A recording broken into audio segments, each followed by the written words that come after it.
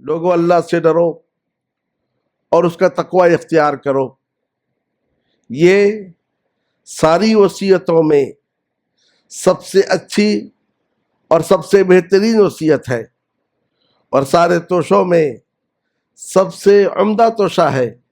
رب العالمین نے فرمایا وَتَزَوَّدُوا فَإِنَّ خَيْرَ الزَّادِ التَّقْوَىٰ وَاتَّقُونِ يَا أُولِي الْأَلْبَابِ، اور تم توشے بناؤ، یقیناً سارے توشوں میں سب سے بہترین توشہ تقویٰ ہے۔ اے عقل والو، تم مجھ سے ڈرو اور میرے عذاب سے بچتے رہو۔ تقویٰ یہ ہے کہ ہم اپنے تمام اقوال میں، ہم اپنے تمام افعال میں، ہم اپنے تمام تصرفات میں، ہم اپنے تمام حرکات میں اللہ کی ناراضگی اور اس کے عذاب سے بچتے ہوئے زندگی گزاریں۔ یہی ہے نجات کا واحد راستہ۔ رب العالمین نے فرمایا وَإِن مِّنكُمْ إِلَّا وَارِدُهَا كَانَ عَلَى رَبِّكَ حَتْمًا مَّقْضِيًّا ثُمَّ نُنَجِّي الَّذِينَ اتَّقَوْا وَنَذَرُ الظَّالِمِينَ فِيهَا جَثِيًّا۔ ہم نے یہ قسم کھائی ہے ہر ایک کو جہنم کے اوپر سے گزاریں گے، جو صراط جو پل ہے اس سے ہم گزاریں گے، لیکن جنہوں نے تقوی اختیار کیا، جنہوں نے پرہیزگاری اختیار کی، جو اللہ کے عذاب اور ناراضگی سے بچتے رہے، ہم انہیں نجات دیں گے اور ظالموں کو گھٹنوں کے بل جہنم میں گرا دیں گے۔ رب العالمین سے میری دعا ہے کہ اللہ عز و جل مجھے اور آپ کو اپنے متقی اور پرہیزگار بندوں میں شامل فرمائے، آمین یا رب العالمین۔ حاضرین، ماہ رمضان کی آمد ہے۔ یہ ہجری کیلنڈر کا 9واں مہینہ ہے۔ یہ وہ مہینہ ہے جسے ماہ سیام کہا جاتا ہے۔ یہ وہ مہینہ ہے جسے ماہ قیام کہا جاتا ہے۔ یہ وہ مہینہ ہے جسے ماہ قرآن کہا جاتا ہے۔ یہ وہ مہینہ ہے جسے ماہ دعا کہا جاتا ہے۔ یہ وہ مہینہ ہے جسے ماہ استغفار کہا جاتا ہے۔ یہ وہ مہینہ ہے جسے ماہ جود و سخا کہا جاتا ہے۔ ہمارے نبی صلی اللہ علیہ وسلم اس ماہ کی آمد پر خصوصی اہتمام کرتے تھے، اور اس ماہ میں مختلف قسم کے اعمال اور عبادتوں کے ذریعے سے اللہ عز و جل کا تقرب حاصل کرتے تھے۔ اس مہینے کے بے شمار فضائل احادیث میں وارد ہیں۔ ان فضائل سے یہ بات واضح ہو کر ہمارے سامنے آتی ہے کہ اس ماہ کی آمد پر آسمان میں بھی اس کا اہتمام کیا جاتا ہے اور زمین میں بھی اس کا اہتمام کیا جاتا ہے۔ جہاں تک آسمان کی بات ہے، حدیث شریف میں ہے اذا جاء رمضان فتحت ابواب السماء، جب رمضان کا مہینہ آتا ہے تو آسمان کے دروازے کھول دیے جاتے ہیں۔ بعض روایتوں میں ہے فتحت ابواب الرحمہ، رحمت کے دروازے کھول دیے جاتے ہیں، اور بعض روایتوں میں ہے جنت کے دروازے کھول دیے جاتے ہیں۔ پھر پورے مہینے میں ان دروازوں میں سے کسی دروازے کو بند نہیں کیا جاتا ہے، اور اس کے مقابل میں جہنم کے دروازے بند کر دیے جاتے ہیں، اور اس ماہ میں پھر ان دروازوں میں سے کسی دروازے کو کھولا نہیں جاتا ہے۔ تو اس میں اس جانب اشارہ ہے کہ نیکیوں کی قبولیت کا مہینہ ہے، تو لہذا ہمیں چاہیے اس ماہ میں زیادہ سے زیادہ نیکی کریں، اور اس طریقے سے نیکیوں میں ایک دوسرے سے آگے بڑھنے اور سبقت کرنے کی کوشش کریں۔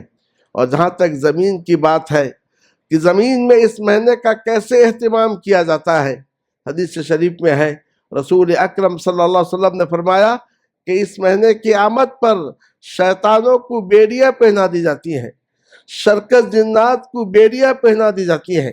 اس کا مطلب یہ ہے دیگر مہینوں میں جس تیزی کے ساتھ وہ برائیوں کو پھیلاتے ہیں، شر کو پھیلاتے ہیں، اس تیزی اور سرعت کے ساتھ اس ماہ کے اندر وہ شر اور برائی کو پھیلا نہیں سکتے۔ اور اسی کے ساتھ تیسری بات یہ ہے، اس مہینے کی ہر رات اللہ عز و جل کی جانب سے ایک پکارنے والا پکار کر کہتا ہے یا باغی الخیر اقبل ویا باغی الشر اقصر وللہ اتقاء من النار وذلک کل لیلہ۔ اس ماہ کی ہر رات ایک پکارنے والا پکار کر کہتا ہے اے خیر کے چاہنے والے تو آگے بڑھ، اے شر کے چاہنے والے تو رک جا۔ اور اس کے بعد کہا جاتا ہے کہ اس ماہ کی ہر رات گردنوں کو جہنم سے آزاد کیا جاتا ہے۔ تو ان احادیث سے اور ان فضائل سے اندازہ لگ گیا ہوگا کہ یہ مہینہ کس قدر عظیم مہینہ ہے۔ یہ اللہ عز و جل کی رحمت خاصہ ہے، جس کی بنیاد پر رب العالمین نے ہم مسلمانوں کو یہ مہینہ عطا کیا ہے۔ تو لہذا ہمیں چاہیے کہ جب رب العالمین کی جانب سے ہمیں یہ تحفہ دیا گیا ہے، ہم اس کا اہتمام کریں، اور اس ماہ میں جو مختلف قسم کے اعمال مشروع ہیں، جائز ہیں، ان اعمال کو انجام دے کر اپنے رب کو راضی کرنے کی کوشش کریں اور اپنے رب کو خوش کرنے کی کوشش کریں۔ اس ماہ کے اعمال میں سے سب سے پہلا جو عمل ہے وہ عمل یہ ہے کہ اس ماہ کے دنوں میں روزہ رکھنا چاہیے۔ صبح صادق سے لے کر سورج ڈوبنے تک انسان کو چاہیے کہ وہ روزہ رکھے، یعنی کھانے پینے سے رک جائے، جمع اور ہم بستری سے رک جائے، اور ہر اس کام سے رک جائے جس سے روزہ ٹوٹ جاتا ہے۔ یہ وہ روزہ ہے جسے اللہ عز و جل نے فرض کیا ہے۔ یا ایھا الذین آمنوا کتب علیکم الصیام کما کتب علی الذین من قبلکم لعلکم تتقون، تم پر روزے فرض کیے گئے جیسا کہ اگلوں پر روزے فرض کیے گئے تھے، اور اس کا مقصد یہ ہے تم تقوی اور پرہیزگاری اختیار کرو۔ اور آگے رب العالمین نے یہ بھی فرمایا فمن شہد منکم الشہر فلیصم، تم میں کا جو کوئی ماہ رمضان کو پائے اس کو چاہیے کہ اس ماہ کا روزہ رکھے۔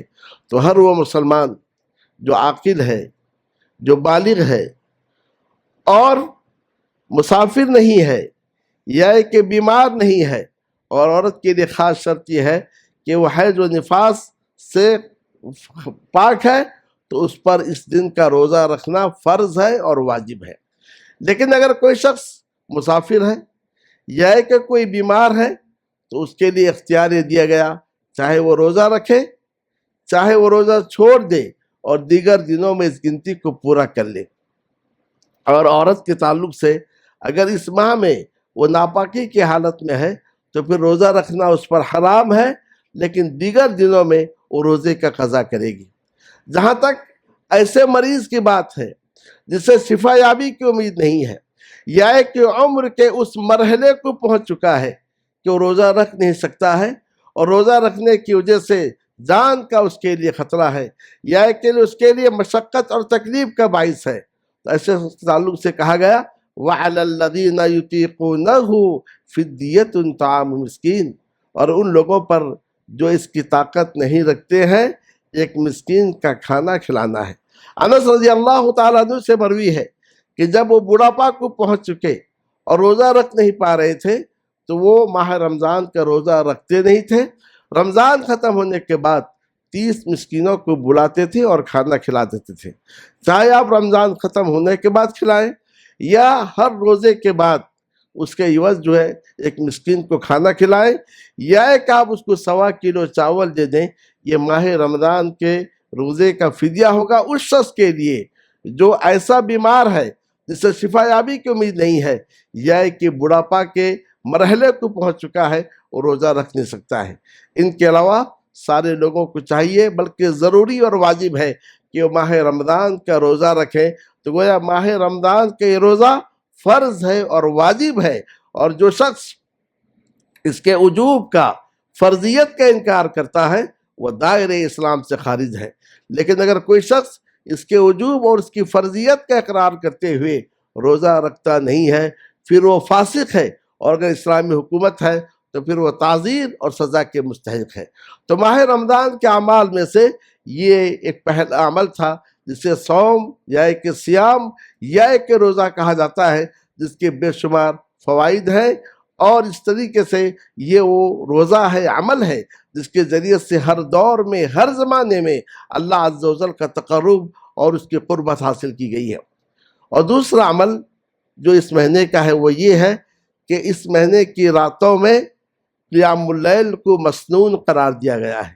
اس ماہ کی راتوں میں ہم قیام اللیل پڑھیں، اور اس طریقے سے باجماعت ادا کرنے کی بھی اصل موجود ہے۔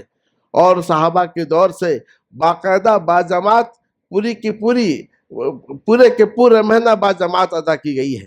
تو لہذا ہمیں چاہیے کہ اس ماہ کے اندر قیام اللیل کا اہتمام کرے۔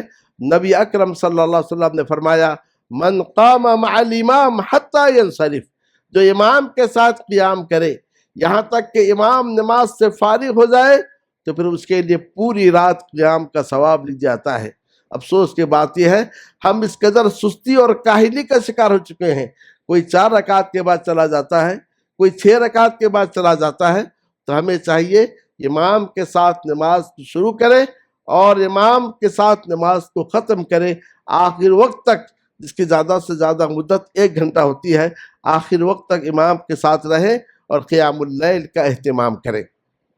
یہ وہ قیام اللیل ہے جس کو تراویح بھی کہا جاتا ہے، اور اسی کو اگر آخری پہر ادا کیا جائے اسی کا نام تہجد ہے۔ تہجد سے ہٹ کر کوئی اور چیز نہیں ہے۔ تو گویا اس طریقے سے اس ماہ کے اعمال میں ایک عمل ہوا روزہ اور دوسرا عمل ہوا قیام اللیل۔ نبی اکرم صلی اللہ علیہ وسلم نے روزے کے تعلق سے فرمایا من صام رمضان ایمانا و احتسابا غفر له ما تقدم من ذنبہ، جو رمضان کا روزہ رکھے ایمان کے ساتھ اور اجر و ثواب کی امید کے ساتھ اس کے پچھلے گناہ بخش دیے جاتے ہیں۔ ومن قام رمضان ایمانا و احتسابا غفر له ما تقدم من ذنبہ، جو رمضان کی رات میں قیام کرے ایمان کے ساتھ اور اجر و ثواب کی امید کے ساتھ اس کے پچھلے گناہ بخش دیے جاتے ہیں۔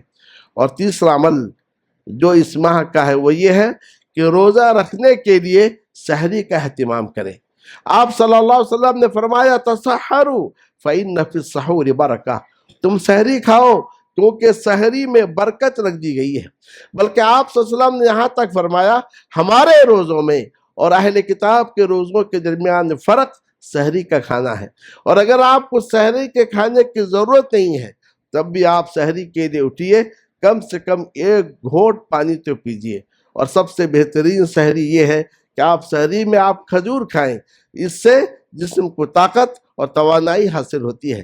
تو گویا ہمیں چاہیے سحری کا اہتمام کریں، کیونکہ حدیث شریف میں ہے سحری کھانے والوں پر اللہ تعالیٰ اپنی رحمتیں نازل کرتا ہے اور فرشتے ان کے لیے مغفرت کی دعا کرتے ہیں۔ یہ رہا ماہ رمضان کا تیسرا عمل۔ ماہ رمضان کا چوتھا عمل یہ ہے کہ افطاری کا اہتمام کریں۔ یعنی افطاری کا اہتمام کا یہ ہے کہ افطاری کے وقت آپ جو ہے دعا کریں، کیونکہ حدیث شریف میں ہے کہ افطاری کے وقت ایک دعا ہے جو رد نہیں کی جاتی ہے۔ اور افطاری آپ رطب کھجور سے کرنے کی کوشش کریں۔ اگر رطب کھجور نہیں ہے تو عام کھجوروں سے آپ افطاری کر سکتے ہیں، اور اگر اس بھی نہیں ہے تو پانی سے آپ افطاری کر سکتے ہیں۔ تو الغرض افطاری کا اہتمام کریں، اور اس کی جو دعا ہے وہ دعا کو آپ پڑھیں ذهب الظمأ وابتلت العروق وثبت الاجر انشاءاللہ۔ تو اس طریقے سے یہ ماہ رمضان کے 4 اعمال ہو گئے۔ ماہ رمضان کا 5واں عمل یہ ہے کہ ماہ رمضان کا جو آخری عشرہ ہے اس آخری عشرے میں شب بیداری کریں۔ شب بیداری کا مطلب یہ نہیں کہ ہماری مجلسیں غیبت کی مجلسیں ہوں، ہماری مجلسوں میں چغلی ہو، ہماری مجلسوں میں لایانی گفتگو نہیں، بلکہ شب بیداری کرتے ہوئے اللہ عز و جل کی عبادت کریں اور اللہ عز و جل کی جانب انابت اور توجہ کریں، اور اس طریقے سے اپنے گناہوں کا استغفار کریں۔ حدیث شریف میں ہے کہ جب رمضان کا آخری عشرہ داخل ہوتا تو نبی اکرم صلی اللہ علیہ وسلم رات کو زندہ رکھتے تھے۔ رات کو زندہ رکھنے کا مطلب یہ ہے پوری رات بیدار ہوتے تھے۔ صرف یہ نہیں کہ پوری رات بیدار ہوتے تھے بلکہ اپنے گھر والوں کو بھی اس کے لیے جگاتے تھے اور لنگوٹ کس لیتے تھے، یعنی پوری تیاری کرتے تھے، یا کہ عورتوں سے اپنی بیویوں سے دور رہتے تھے۔ تو گویا اس طریقے سے یہ ہے رمضان کا 5واں عمل کہ آخری عشرے کا اہتمام کرنے چاہیے۔ بعض لوگ یہ ہیں جو صرف طاق راتوں کا اہتمام کرتے ہیں، بعض ایسے ہیں 27ویں کا اہتمام کرتے ہیں، بلکہ سنت یہ ہے ہمیں چاہیے پورے کے پورے آخری عشرہ کا اہتمام کریں۔ یاد رکھیے کہ اسلام میں رات کو جاگنا مستحب نہیں ہے بلکہ رات کو جلد سونا مستحب ہے، مگر اس آخری عشرے کی وہ فضیلت ہے، اس کی وہ برکتیں ہیں جس کی وجہ سے ہمارے نبی صلی اللہ علیہ وسلم پورا کا پورا آخری عشرہ جاگتے تھے اور عبادت کرتے ہوئے گزارتے تھے۔ تو ان 5 اعمال کے بعد پھر 6واں عمل یہ ہے کہ ہمیں چاہیے کہ اس آخری عشرے میں قدر کی ایک رات ہے، اس رات کا خصوصی اہتمام کریں۔ قدر کی رات کون سی ہے؟ حدیث کی روشنی میں آخری عشرے کی طاق راتوں میں کوئی ایک رات ہے، تو لہذا ہمیں چاہیے ان طاق راتوں کو اہتمام کریں، اور اس کی جو خاص دعا ہے، دعائے استغفار، اللہم انک عفو تحب العفو فاعف عنی، اس کو خاص طور سے پڑھتے رہیں، کیونکہ رب العالمین نے فرمایا لیلۃ القدر خیر من الف شہر، قدر کی رات 1000 ماہ سے کہیں بہتر ہے۔ آپ صلی اللہ علیہ وسلم نے ماہ رمضان کی فضیلت بیان کرتے فرمایا فیہ لیلۃ خیر من الف شہر، اس میں ایک رات ایسی ہے جو 1000 ماہ کی عبادت سے کہیں بہتر ہے۔ من حرم خیرہا فقد حرم، جو اس رات کے خیر سے، اس کی برکتوں سے محروم ہو جائے وہ محروم ہو گیا، اور کہا اس سے محروم وہی ہوگا جس کی تقدیر میں شقاوت اور بدبختی لکھ دی گئی ہے۔ تو یہ رات ہمارے لیے فیصلہ کن رات ہے کہ ہمارا شمار اشقیاء میں، بدبختوں میں ہے، یا کہ ہمارا شمار سعداء کے اندر ہے، نیک بختوں میں ہمارا شمار ہے۔ تو لہذا اس طریقے سے ہمیں چاہیے کہ اس رات کے آخری عشرے کی جو طاق رات ہے، اس طاق راتوں کا اہتمام کریں۔ ممکن ہے ہمیں قدر کی رات وہ مل جائے، اور اس کی وجہ سے ہماری زندگی میں عبادت کی عمر بڑھ جاتی ہے، یعنی تقریباً 84 سال عبادت کی عمر لکھ دی جاتی ہے اس ایک رات کی عوض، اور یہ ہے اللہ عز و جل کی رحمت کاملہ۔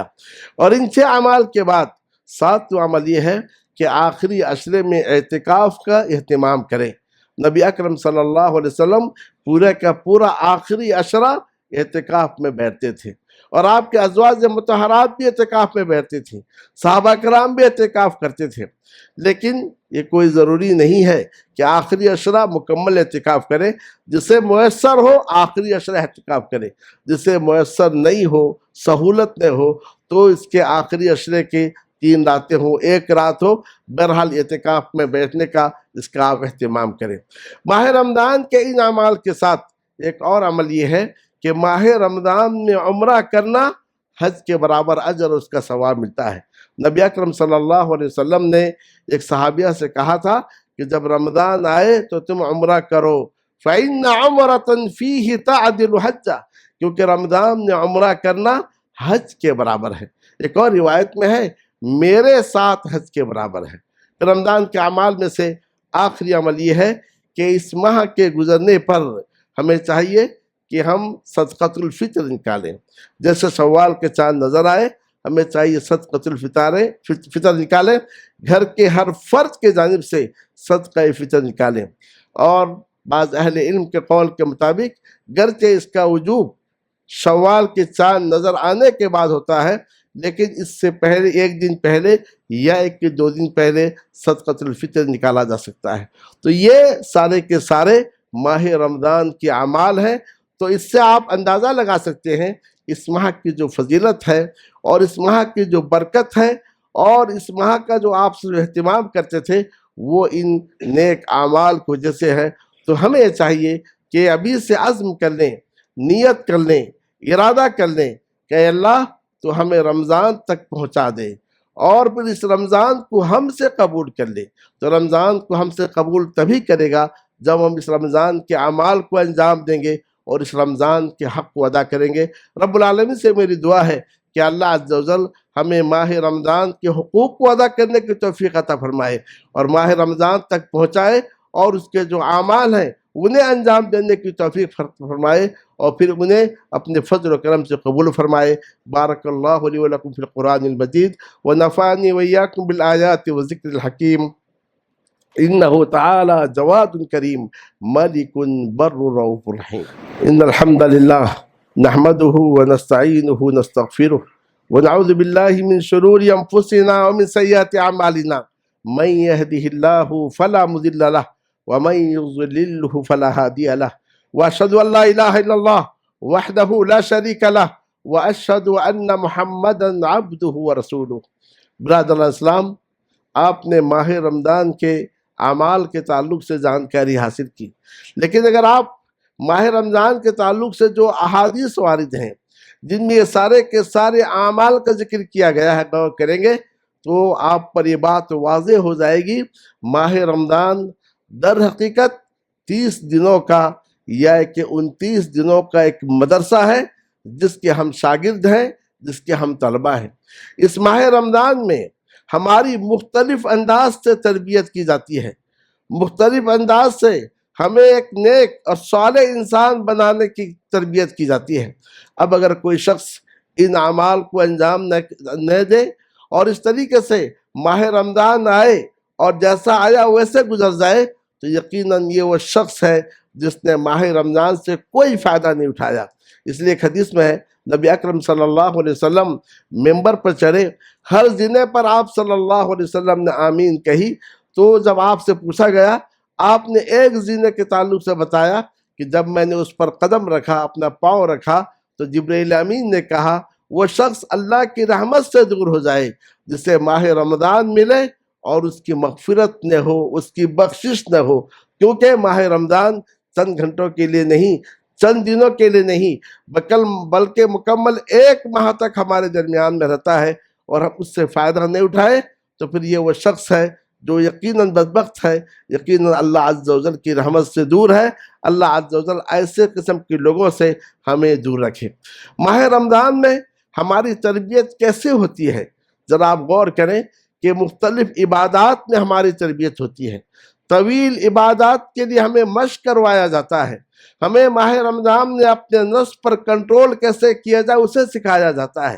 تو اس طریقے سے ماہ رمضان میں مختلف انداز سے ہماری تربیت ہوتی ہے۔ جہاں تک عبادت کی بات ہے، عبادات میں سب سے اہم عبادت دعا ہے۔ دعا کے ذریعے سے انسان اللہ کا تقرب حاصل کرتا ہے، دعا کے ذریعے سے انسان اپنے رب سے سرگوشی کرتا ہے، دعا کے ذریعے سے انسان یہ بتاتا ہے کہ میرا رب اکیلا ہی ہے اور وہ ہے جو عرش پر مستوی ہے۔ تو وہ ماہ رمضان میں دعا کے دورانیہ کو بڑھا دیا گیا ہے۔ دعا کی قبولیت کے اوقات مختصر ہوتے ہیں، مگر ماہ رمضان کے تعلق سے حدیث شریف میں ہے رسول اکرم صلی اللہ علیہ وسلم نے فرمایا 3 دعائیں رد کی جاتی ہیں، ان میں سے ایک دعا روزدار کی یہاں تک کہ وہ افطار کر لے۔ اندازہ لگائیے صبح صادق سے لے کر سورج ڈوبنے تک پورا کا پورا وقت روزدار کے لیے قبولیت کی گھڑی مقرر کر دیا گیا ہے۔ تو لہذا اس سے بڑھ کر ہمارے لیے کیا نعمت ہے کہ ایک لمبی دورانیہ کو ہمارے لیے قبولیت کا دورانیہ، قبولیت کا وقت قرار دیا گیا ہے۔ اور اسی طریقے سے افطار کے وقت کہا گیا کہ افطار کے وقت ایک دعا ہے جو رد نہیں کی جاتی ہے۔ تو لہذا ہمیں چاہیے کہ ماہ رمضان میں خصوصی طور سے دعا کا اہتمام کریں اور ان دعاؤں کے ذریعے سے اللہ تعالیٰ کا تقرب حاصل کریں۔ اور اسی طریقے سے ماہ رمضان میں ہمیں توبہ اور استغفار کی تربیت کی جاتی ہے۔ حدیث شریف میں ہے کہ صیام میں بھی مغفرت ہے، قیام میں بھی مغفرت ہے، لیلۃ القدر مغفرت ہے، اور خاص طور سے یہ دعا سکھلائی گئی، ہم کہیں اللہم انک عفو تحب العفو فاعف عنی، اے اللہ یقیناً تو معاف کرنے والا ہے، معاف کرنے کو پسند کرتا ہے، بس تو مجھے معاف کر دے۔ تو اس سے آپ اندازہ لگائیں گے کہ مختلف عبادات میں ہماری تربیت کی جاتی ہے۔ اس کا مقصد یہ نہیں صرف ماہ رمضان تک عبادتیں موقوف ہیں، بلکہ ماہ رمضان میں جب دعاؤں پر ہماری تربیت ہو جائے گی، ماہ رمضان میں جب استغفار پر ہماری تربیت ہو جائے گی، تو ماہ رمضان میں جب رجوع اللہ، اللہ عز و جل کے جانب ہر چیز میں لوٹنے کی ہماری تربیت ہو جائے گی، تو پورا کا پورا سال ہمارا جو اسی پر گزرے گا۔ اور یاد رکھیں کہ یہ وہ ہتھیار ہیں، اگر قوم مسلم اس کو اپنا لے پھر کبھی یہ قوم نہ شکست خوردگی کا اس کو سامنا کرنا پڑے گا، نہ اس سے ہزیمت کا سامنا کرنا پڑے گا۔ تو اس طریقے سے یہ وہ مہینہ ہے جس میں عبادتوں پر ہماری تربیت ہوتی ہے، اور اسی طریقے سے یہ وہ مہینہ ہے جس میں ہمیں اپنے نفس پر کنٹرول کرنا سکھایا جاتا ہے، یہ وہ مہینہ ہے جس میں ہمیں اپنے شہوتوں پر کنٹرول کرنا سکھایا جاتا ہے۔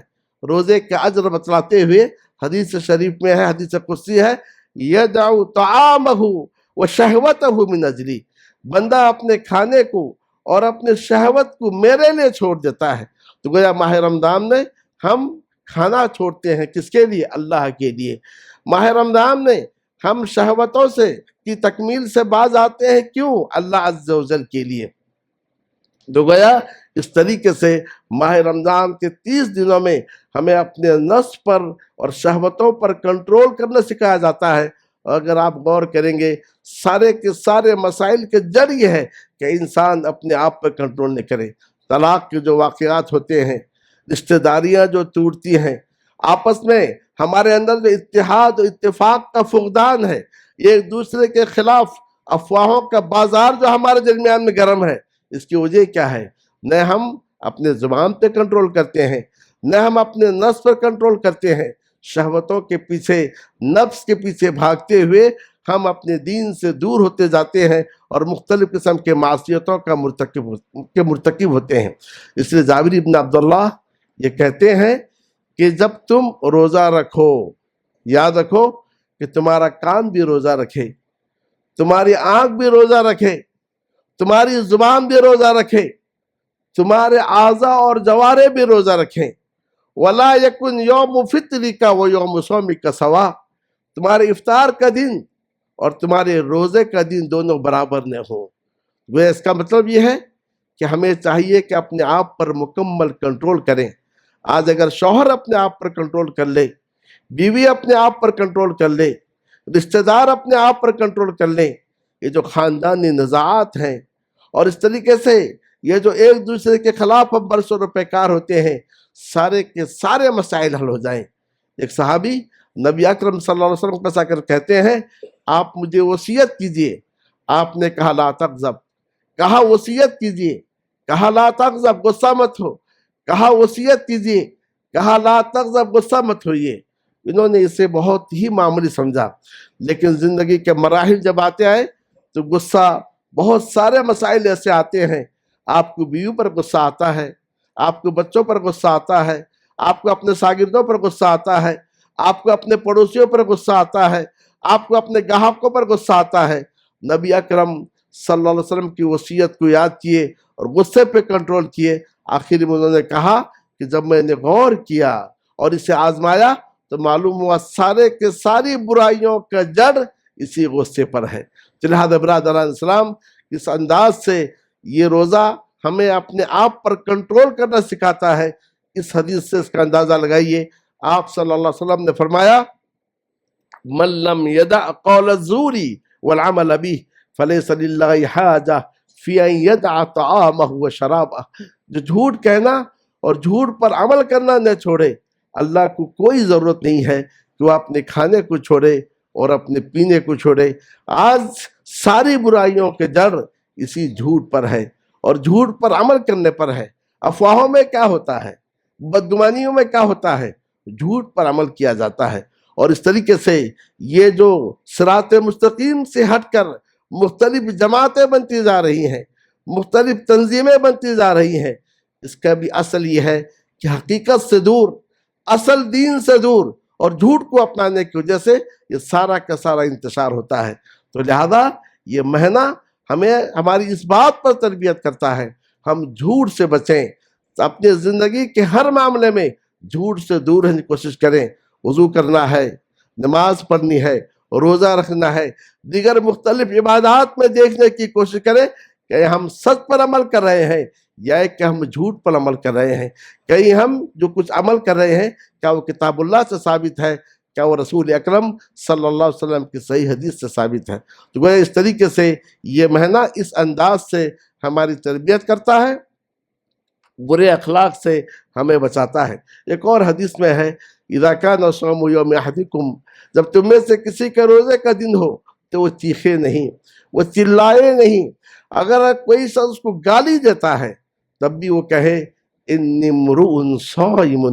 کوئی آپ کو گالی دے، آپ جذبات میں آ جاتے ہیں، آپ جواب دینا چاہتے ہیں، آپ چیخنا چاہتے ہیں، آپ بے قابو ہو جاتے ہیں، مگر یہ روزہ آپ سے کہتا ہے دیکھو آپ روزے سے ہیں۔ یا تو سامنے والے سے کہے میں روزے سے ہوں، تمہارا جواب نہیں دے سکتا، یا اپنے نفس سے کہے کہ دیکھو میں روزے سے ہوں، مجھے اپنے آپ پر کنٹرول کرنا چاہیے۔ تو اس سے اندازہ لگائیے کہ یہ وہ مدرسہ ہے، جو مختلف انداز سے ہماری تربیت کرتا ہے، اور خاص طور سے چونکہ اللہ رب العالمین نے اس مہینے کو نزول قرآن کے لیے منتخب کر لیا، اور یہی وہ مہینہ ہے جس میں لوح محفوظ سے پورا قرآن آسمان دنیا میں نازل ہوا تھا۔ پھر اسی مہینے میں آسمان دنیا سے نبی صلی اللہ علیہ وسلم پر نزول قرآن کی ابتدا ہوئی تھی، تو اس لیے اس مہینے کی خاص خصوصیت ہے۔ بلکہ بعض اہل علم کے مطابق یہ روزہ شکر ادا کرنے کا بہترین ذریعہ ہے، جیسا کہ موسیٰ علیہ السلام کو جس روز فرعون اس کے لشکروں سے نجات ملی تھی، آپ نے روزہ رکھا تھا۔ چونکہ اس ماہ میں اللہ عز و جل نے ہمیں یہ قرآن عطا کیا، یا کہ قرآن کے نزول شروع ہوا، تو لہذا ہم اللہ عز و جل کے شکر کے لیے اس ماہ کا ہم روزہ رکھتے ہیں، اور قرآن مجید میں بھی اس شکر کے جانب اشارہ کیا گیا ہے۔